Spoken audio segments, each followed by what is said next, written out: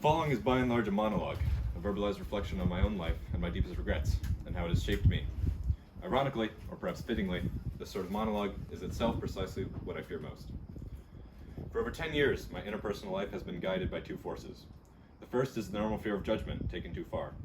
What if I look stupid doing this? What if I seem to care too much? Will they think I'm weird for knowing this? Confidence in expression has always been a weakness for me, but I've never considered myself an insecure person. This may be indicative of how deep the doublethink runs, but I'll talk more about that later. Honestly, those questions don't typically stop me from doing whatever I was going to do anyway, but here's one that cripples me every time. What will they think if they knew this about me? I've seen my fair share of hardship and trauma, and before I tell anyone about it, I ask myself that. How will our relationship change if they knew that about me? If there's an inkling of possibility that a relationship will deteriorate at all, forget about it. I'm not taking my chances. After all, why would I willfully subject myself to silent scrutiny? Perhaps this rhetoric is derived wholly from my cynicism, though it's another question altogether which influenced which. Either way, I can say that reassurance has never meant very much for me. People can say that they won't judge, but how is anyone supposed to turn off the part of the brain that interprets information? Or, how do I know that the interpretation that they give me is really what they believe? For example, you will clap after I finish speaking, but that doesn't mean that you liked, supported, or even understood what I had to say. The fact that I know this makes me wary of using applause as a meaningful indicator. That isn't to say that people are lying or even being misleading when they applaud or anything. It means that subconsciously, I believe that such reactions or reassurances are not necessarily indicative of any real feelings. Thus, it remains equally possible that people truly care, or they truly don't. The pessimist in me wins when I play it safe and hold my tongue.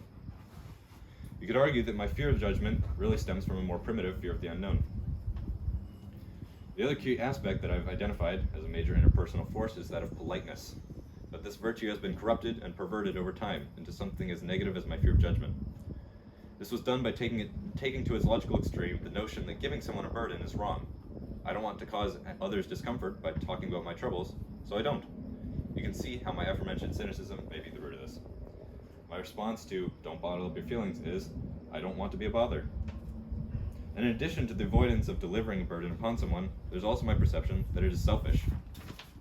After all, if no one asks about my problems, what entitles me to tell them about it? I've mentioned twice now my cynicism, which has caused and been caused by two forces to form distrust. I don't share my personal emotional information because I don't trust my listeners, regardless of who they are. I don't believe in genuine concern.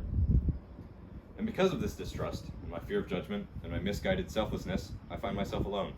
I belong to a group of friends that I care about, but I will not let them care about me. I look at them amongst each other, and I'm jealous of how free they feel to talk to each other and to be vulnerable and liberated from their anguish. I look at them, and I look at myself, and realize how little I've allowed my bonds of friendship to strengthen and deepen. This was really tough to write. There's about 10 minutes more of unused draft content that I've cut as I try to be as authentic as possible to myself and still remain at least a little bit eloquent. But that brings me here to where I am now on this floor. Friends Forever has been my latest attempt to escape this trap of my own design. Standing here is the best opportunity I've ever had to talk about my own vulnerability and to overcome this grand fear. And yet, even still, I feel no more liberated. I use my ability of deep doublethink to convince myself that nothing is wrong. I convince myself that there is no distinction between my outer husk and my inner, vulnerable core. I draw upon anonymity and dissociation in order to reduce myself to a name with a problem. The catharsis that came with writing this was not enough to cure me of my silent suffering. Going forward, I must make a continuous effort to be both conscious of my weakness and to not mope in silence over my condition, though I will not be so loud as to be impolite. Thank you for listening.